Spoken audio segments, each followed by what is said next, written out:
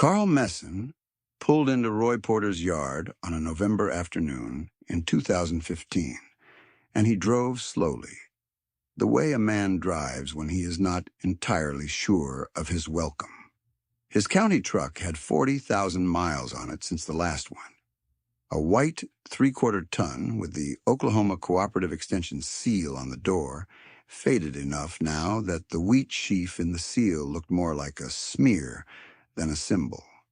He parked beside Roy's old Dodge, a 1994 1-ton in a color that had started out somewhere between green and gray and had arrived over 2 decades at a color that had no name at all. Carl sat in his truck for a moment before he got out. Darlene Porter watched him from the kitchen window. She had been watching Carl Messon figure out how to get out of vehicles for a long time, and she did not go to the door until he was already knocking. Roy was at the kitchen table when Carl came in. He had a cup of coffee in front of him, and Eldon Porter's soil notebook open beside the cup, a worn composition book with a brown cover that had been soaked and dried so many times the cardboard had separated into layers at the corners. Roy did not close it when Carl sat down. He pushed the coffee cup a few inches, and Darlene brought a second cup without being asked, and for a moment the three of them sat in the kind of quiet that a kitchen builds over 30 years of the same habits. Carl looked at the notebook. He looked at Roy. He said, "I want to understand how your ground held." Roy turned a page in the notebook and set his thumb on a column of numbers his father had written in 1974. He did not say anything for a while. Outside, the pasture beyond the east quarter was the color of old straw, the way the Oklahoma panhandle goes in November, and the light came in low and flat through the window and lay across the table, like something that had traveled a long way to get there. "Eldon understood the dirt," Roy said. "I just kept reading. Let me tell you how a man gets to a moment like that, because it did not happen fast, and it did not happen easy. And there were years in the middle of it where Roy Porter looked, to every sensible person in Cimarron County, like a man who had simply refused to grow up. Eldon Porter died in the spring of 1988, and he left his son 640 acres of Cimarron County dryland. A 1979 John Deere 4440 tractor in good condition, a grain bin that held 32,000 bushels, and the soil notebook. He did not leave a mortgage. He had paid the land off in 1971 at $210 an acre, and he had not borrowed against it once in the 17 years between the payoff and his death. What Eldon had done with those 17 years was farm the land the way he had observed it needed to be farmed, rotating hard red winter wheat against grain sorghum, keeping his tillage shallow enough that the top 4 inches of soil stayed loose and friable and did not crust after rain. He had written it all down: varieties, planting dates, tillage depths, residue rates, soil color notes after rain, the way water moved across the northeast corner in a wet year versus a dry one. He had written it in pencil and sometimes in pen, and the handwriting changed across the decades from careful to quick to careful again as his hands went through what hands go through. Roy was 31 years old when he inherited the notebook along with the land. He read it in 3 evenings at the same kitchen table, where Carl Messon would sit 27 years later. And when he was done reading it, he set it on the shelf above the table and drove the 4440 out to check the winter wheat that was already up and greening across the southeast quarter. The wheat was not spectacular. It was not meant to be spectacular. Eldon had grown it to yield what the ground could honestly give, which in a normal year was somewhere between 28 and 33 bushels to the acre on dryland, and he had never once tried to argue the ground into giving more. The county extension agent in Cimarron County in 1989 was Carl Messon, who was 38 years old, who had a degree in agricultural science from Oklahoma State, and who had grown up in Guymon, where his father had run a farm supply store. Carl understood irrigation. He believed in it, the way some men believe in compound interest, which is to say he believed in it without ever having had reason to doubt it. The Ogallala Aquifer was under the Panhandle, deep but present, and the center pivot systems that had been going up across the county since the mid-'70s had turned places that once averaged 25 dryland bushels into fields that put up 60 or 70 bushels with consistency.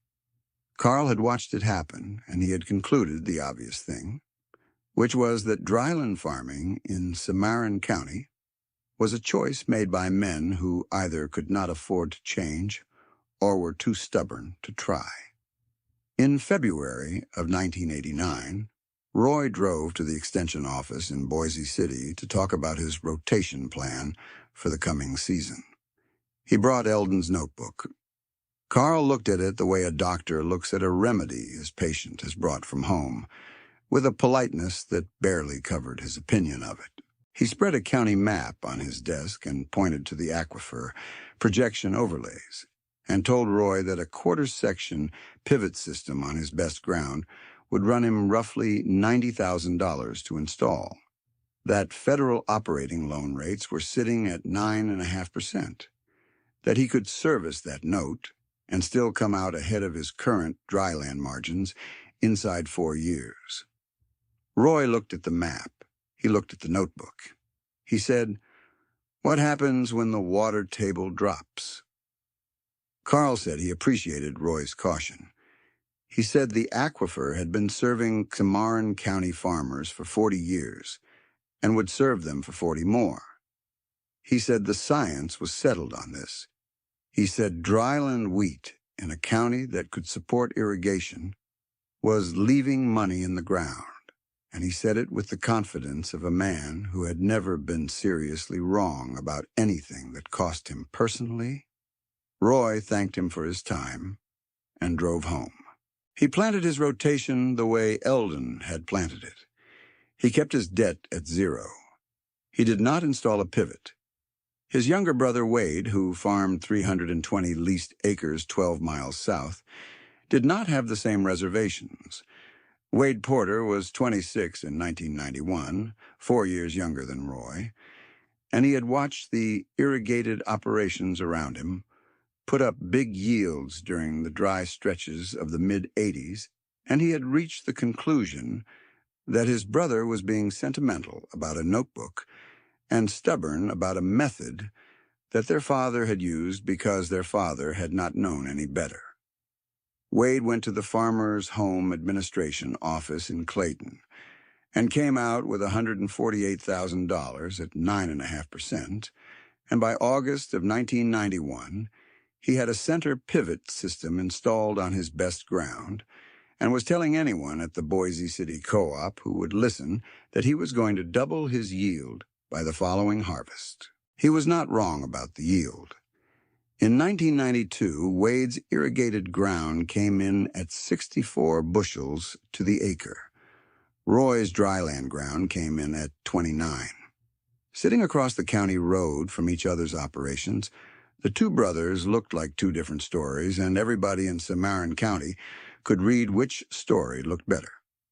Roy drove the 444 through his own rows and said nothing about it. He had started adding a small application of composted cattle manure to his rotation in 1990, working it into the stubble before seeding, building organic matter the way his father's notes had suggested, and the way a county soil scientist named Hazel Rourke at the Extension office had quietly confirmed would improve water retention in a dry year. Hazel was not Carl.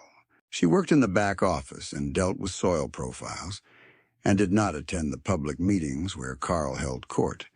And she had told Roy, when he had shown her Eldon's notebook, that his father had been doing something right and that Roy should keep doing it. Roy kept doing it. He did not mention Hazel to Carl because Carl had not asked. Here is what the arithmetic looked like across those years, if you tracked it carefully.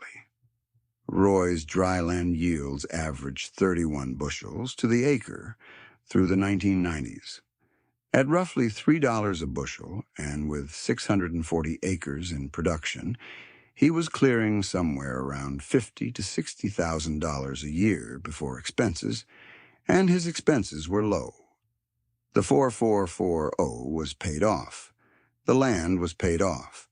He ran one hired hand for 60 days at harvest, a retired wheat farmer named Gus who lived in Felt, and drove himself out and drove himself home, and did not require managing.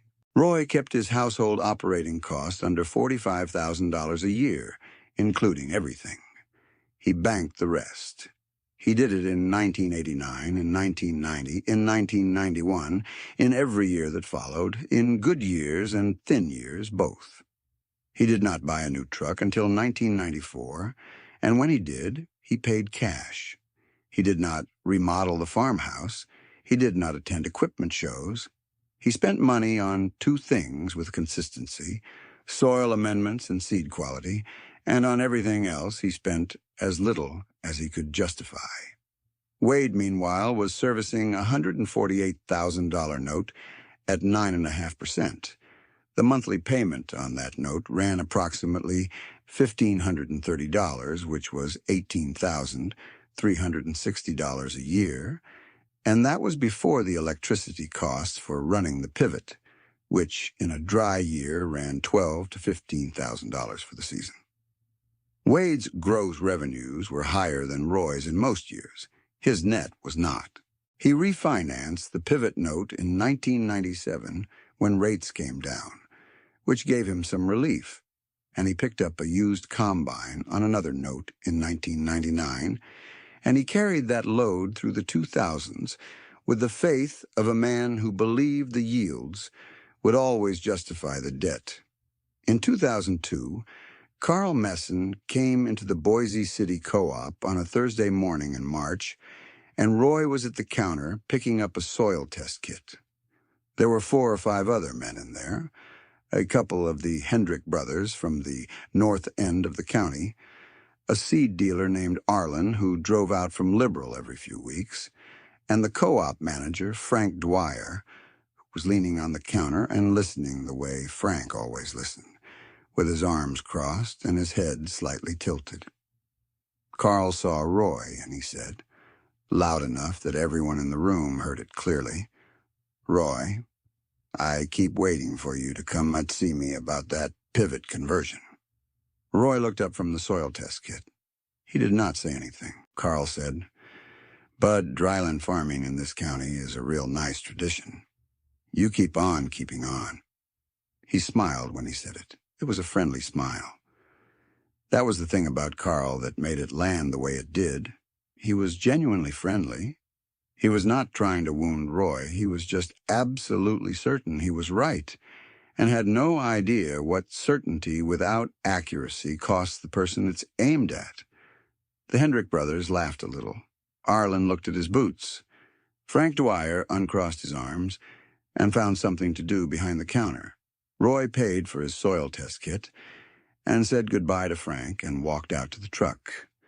Darlene was in the passenger seat. She had heard it through the glass of the co-op door. She did not say anything until they were 2 miles out on the county road, and then she said, "Carl Messon has never in his life been wrong about anything for longer than it takes to forget what he said." Roy looked at the road ahead. "He might be right about the pivot," he said. "He's not," Darlene said. That night, Roy sat at the kitchen table with Eldon's notebook and a legal pad, and he ran the numbers he had been running in his head for 13 years. 640 acres at an average of 31 bushels, at commodity prices that had been soft but were starting to firm. Against that, his operating costs, his soil amendment program, his seed, his fuel, his insurance, his one hired man for harvest. His cash balance in the Boise City Federal Credit Union, sat at $112,000 that spring. He had not counted it in a while.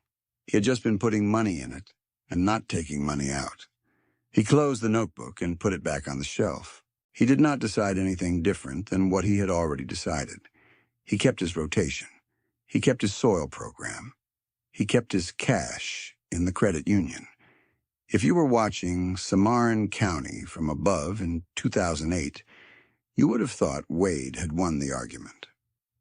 Wheat futures ran past $8 a bushel that spring, the highest nominal price since the Korean War spike, and Wade's irrigated ground put up 68 bushels to the acre.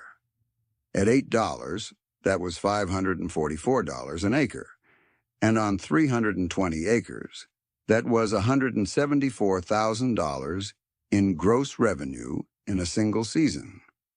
Roy's dryland ground came in at 33 bushels, and at $8, that was $264 an acre across 640 acres, a gross of roughly $168,000. For 1 year, the two brothers earned nearly the same amount. Wade bought a new pickup, a 3/4 ton with a chrome package and leather interior, and he drove it to the co-op and parked it in the front row, and Carl Messon saw it and said to the men at the counter that Wade Porter was what a modern panhandle farmer looked like. Roy drove the 1994 Dodge to the co-op that same week, and nobody said much about it. The odometer read 238,000 miles. It started every time he turned the key. Now let me tell you what happened in 2011, because this is where the arithmetic stopped being theoretical. The drought that came to the Oklahoma Panhandle in the fall of 2011 was not a surprise to anyone who had been reading soil moisture reports, and it was not a surprise to Roy, who had been watching the subsoil profiles across his ground since early summer, and noting that the deep moisture he had been building for 20 years was not there in the quantities it usually was. He wrote it in the notebook in August. Subsoil dry to 36 inches by August 15th. No recharge since April. Wind from the southwest, consistent, dry. He had written entries like that before in 1988 and 1993 and 1998 and 2006, though none of those had lasted as long as what was coming. By January of 2012, the Ogallala aquifer pressure readings across the southern end of the county had dropped enough that the county irrigation district sent a letter to all registered pivot operators. The letter said that pumping rates had declined in several zones and that operators should expect higher electricity costs to maintain the same delivery volumes. Roy's neighbor, to the west, a man named Leonard Pratt, who ran 3 pivots on his family's section, told Roy at the fuel stop in late February that his monthly electric bill had gone from $2,200 to $3,700 since October and was still climbing.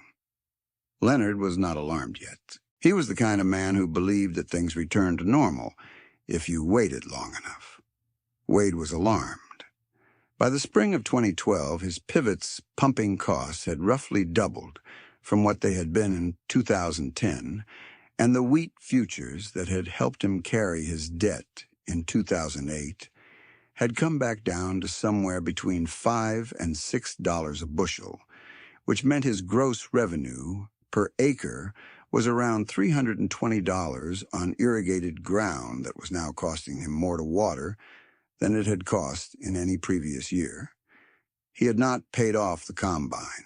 He had taken out a short-term operating note in 2010 to cover a year when input costs ran ahead of his cash, and that note was sitting at a Guymon bank with a renewal due in September of 2012. His yields that summer came in at 49 bushels to the acre, down from the mid-60s he had come to expect.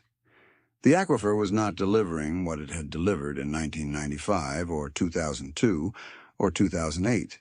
Roy's ground, meanwhile, did what 20 years of soil building said it would do, which was hold available moisture in the top 12 inches of the profile longer than surrounding dryland operations. It was not a miracle. It was organic matter, which holds water the way a sponge holds water, and Eldon had understood this in 1972 and written it down, and Roy had read it and kept adding to it. 2 tons of composted manure per acre on a rotating basis, green manure from his sorghum residue, turned in at shallow depth each fall. The top of his ground did not crust hard between rains. The water that fell went in rather than running off. In a drought, every inch of stored moisture in the soil profile is a week's worth of time, and Roy had been buying himself time in this ground for 23 years. His cash position at the start of the drought in the fall of 2011 was $214,000, sitting in the credit union in Boise City. He owed nothing to any bank in Oklahoma or anywhere else. His land was worth, at the per-acre values that had climbed with the commodity run of the 2000s, somewhere north of $1 million, 640 acres at what appraisers were putting on dryland panhandle ground in Cimarron County, around $1,700 an acre at that point, and rising. He did not think about those numbers much. They were not something you spent. They were just what the ground was worth to someone who did not have it. The drought ran through 2012 and into 2013. Roy's dryland yields in the 2012 harvest came in at 22 bushels to the acre. The county average dryland yield that year was 14. He wrote the number in the notebook. In 2013, his yields dropped further, to 19 bushels on his best ground, 17 on the thinner ground along the northwest corner where the soil organic matter had not built as evenly. He spent carefully from his cash reserve, covering operating costs and soil amendment purchases. Keeping his program running, he drew down roughly $40,000 across 2012 and 2013, which left him $174,000 in the credit union when the worst of it passed. He did not buy a new tractor. He did not reduce his soil amendment program. He did not borrow $1. Wade lost his lease in the fall of 2013. The family that owned the 320 acres had been patient while Wade worked through his cost problems. But when the renewal came up in September, they told him they were going to bring the ground back in-house, that their nephew was going to take it over with a smaller operation and less debt. Wade sold the combine at the Guillemon auction in October, and he sold the center pivot equipment in a separate lot in November. Roy was at the auction in October.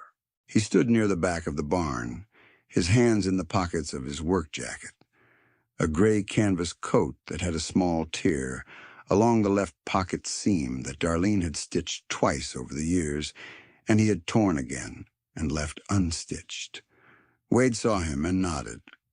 Roy nodded back. Neither of them said anything across the barn, and Roy left before the last lot came up. That evening, Roy drove home on the county road with the heater in the Dodge running at full and the windows fogging at the corners, and he turned down the section line road to his own yard and sat in the truck for a moment after he cut the engine. The grain bin stood in the yard light, and the 4440 was in the equipment shed, with the doors pushed back the way Roy always left them in the fall. The farmhouse windows were lit from inside. Darlene had left the kitchen light on. He thought about Wade, not with satisfaction, just with the weight of having watched something run its course. In the spring of 2014, the drought began to relent slightly, enough that Roy's ground responded better than it had in 2012 and 2013. His harvest that summer came in at 18 bushels to the acre, And the county average for dry land ground that year was 11. He wrote both numbers in the notebook. He knew what they meant. His ground had yielded 64% more than the county average in the worst drought year he had personally farmed, and it had done it with no irrigation costs, no aquifer dependence, no borrowed money to service. He did not write a summary conclusion in the notebook. He just wrote the numbers. Now, if you want to know the shape of what Roy had built by 2014, here it is. 640 acres, paid off since 2005, valued at roughly $1,850 an acre. That was a land position worth just over $1,184,000. Cash in the credit union, after the drought drawdown, approximately $174,000. Equipment, paid off entirely. A working value of around $80,000, including the 4440, a grain cart, 2 trucks, the grain bin, and various smaller implements. No mortgage, no operating note, no equipment loan, no debt of any kind registered in any county or federal record. Wade, at the end of 2013, had 0 leased acres, 0 pivot equipment, and a combine note that was settled in the auction proceeds, though not entirely comfortably. He was not destitute. He went to work managing a custom harvesting crew out of Liberal the following year, and he was good at it. He understood equipment and he understood timing. He was not broken. He was just starting from 0 in his late 40s, which is a different thing from where Roy was. Carl Messon had retired from the Extension Service in 2013 after 34 years. He had served Cimarron County with genuine commitment, and he had given thousands of farmers honest advice, and most of that advice had been good. He had been wrong about one specific thing, and he had been wrong about it in a specific way, with a specific named man standing in front of him. And in the fall of 2015, he drove to Roy Porter's yard and sat down at Roy's kitchen table and asked how the dry land had held.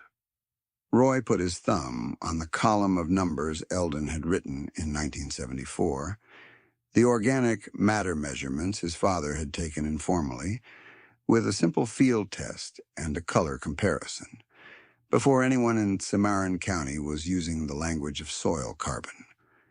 He slid the notebook across the table toward Carl. Carl looked at it for a long time. He looked at the handwriting changing across the pages, Eldon's neat columns and Roy's slightly faster hand adding to them year after year. He looked at the yield records and the tillage notes and the moisture observations and the amendment rates, 37 years of the same ground being read by the same family.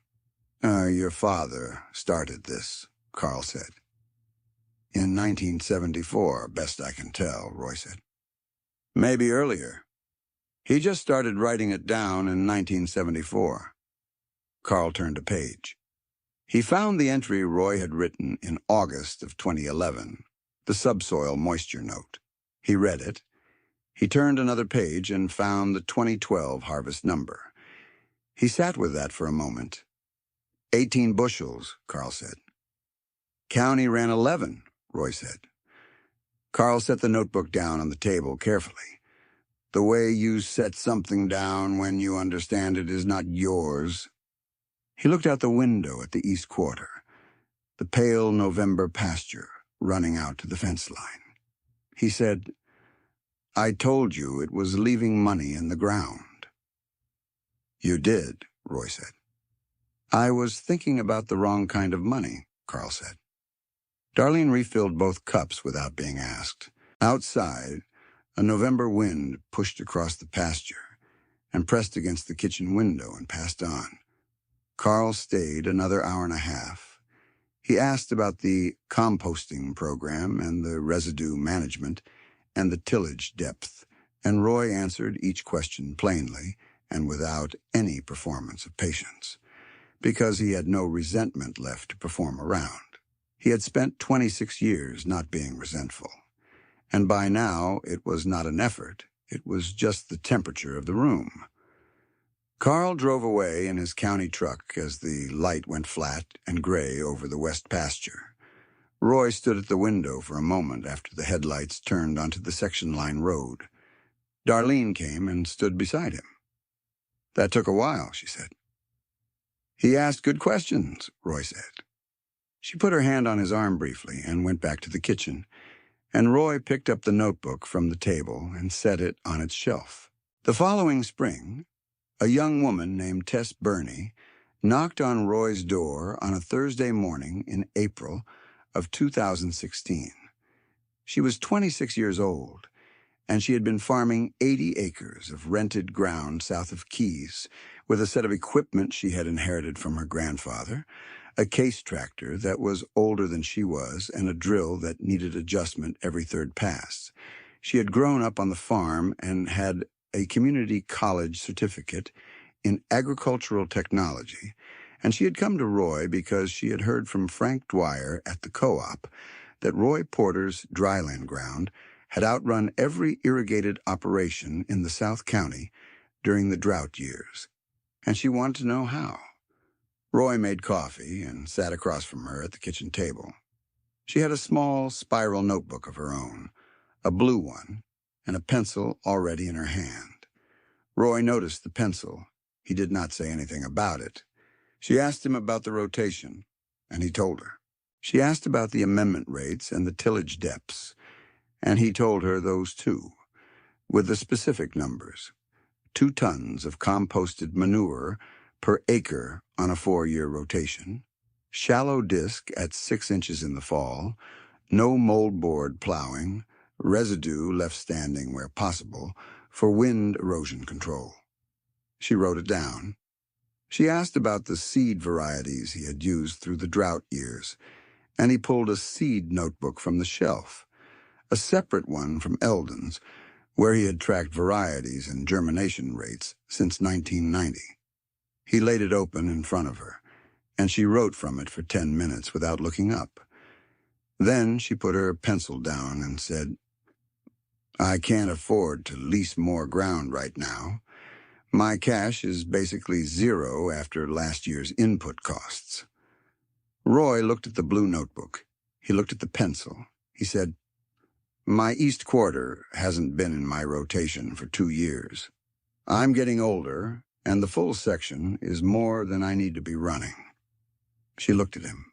He told her he would lease her the East Quarter, 160 acres, at the same per-acre rate he could have gotten from any operation in the county, which was a fair market lease, and that he would extend her a $22,000 operating loan to cover her first season's inputs, seed, amendments, fuel, and the drill repair she clearly needed, at no interest, repayable when she could manage it. Tess sat with that for a moment. She said, "Why?" Roy thought about it. He said, "Because your grandfather would have done the same for me if I'd been starting where you're starting." He got up and took Eldon's notebook from the shelf, the original one with the separated corners and the layered cardboard cover, and he set it on the table in front of her. He said she could borrow it for the season, to read the early entries, the ones where Eldon was working out the moisture observations and the residue timing.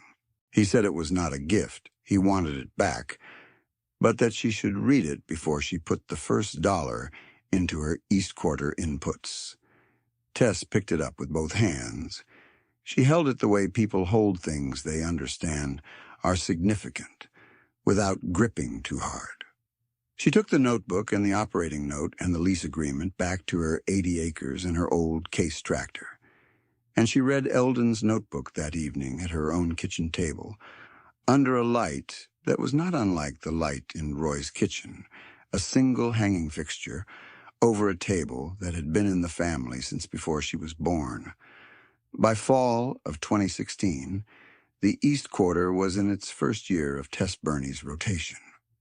Roy drove the fence line along the road on a September evening, looking at the wheat stubble and the sorghum she had put in the west half of the quarter, and he could see she had left the residue standing the way the notebook said to leave it. The ground held its cover in a way that told him something about how she had managed it. He did not stop the truck. He drove slowly, looked at the field, and drove on. Roy Porter kept farming his own 580 acres, which was what was left after the East Quarter lease, for 3 more years after that. And then he pulled back to the home quarter and managed it lightly and let Tess take on more of the operation as her cash position grew. He was not in a hurry. He had never been in a hurry about anything that mattered. The 4440 was still in the equipment shed in 2019. He had kept it serviced and running, and he used it for light work around the home quarter, and it started every time he turned the key. Eldon had bought it new in 1979, and Roy had maintained it the same way he had maintained everything else, carefully and consistently and without drama, and it had returned that treatment by continuing to run. It had 4,310 hours on the meter. Darlene's household ledger, a separate book she had kept since 1989, showed 31 years of household accounts in her even hand. The grocery receipts and the fuel costs and the property tax payments and the small charitable donations Roy had made without advertising them. $50 here to the Boise City Food Pantry, $100 to the 4-H chapter in Felt when they needed equipment for their livestock program, a $200 check to the family of a neighboring farmer named Cal Dubbs, who had a medical year that wiped out his operating cash in 2009. None of it was large. All of it was consistent. Eldon's notebook sat on Roy's kitchen shelf in November of 2016, returned from Tess in September, with a thank you note tucked inside the front cover, and Roy had put it back in its place above the table without removing the note. The note was still there. He did not read it again. It was enough that it was there. Patience is not the same as waiting. Eldon had known that, and Roy had learned it from the notebook, and Tess Burney was learning it from the East Quarter, which does not give back what you put in quickly, but does not forget what you put in either. Outside the farmhouse in the November light of 2016, the pasture ran east to the fence line. The same pale straw color it had been every November Roy could remember, and the grain bin stood in the yard, and the equipment shed doors were pushed back the way Roy left them, and the old Dodge was parked in its usual spot with 287,000 miles on it, and a dog named Cess, a red heeler Roy had gotten from a text line man in 2013, lay at the foot of the porch steps in the thin afternoon sun, her chin on her front paws, watching the road. The road was quiet. The light came in low and flat, the way it does in November on the Oklahoma Panhandle, when the air is still and the season is settling in, and it lay across the yard and the grain bin and the face of the farmhouse and said nothing particular about any of it, which was exactly right.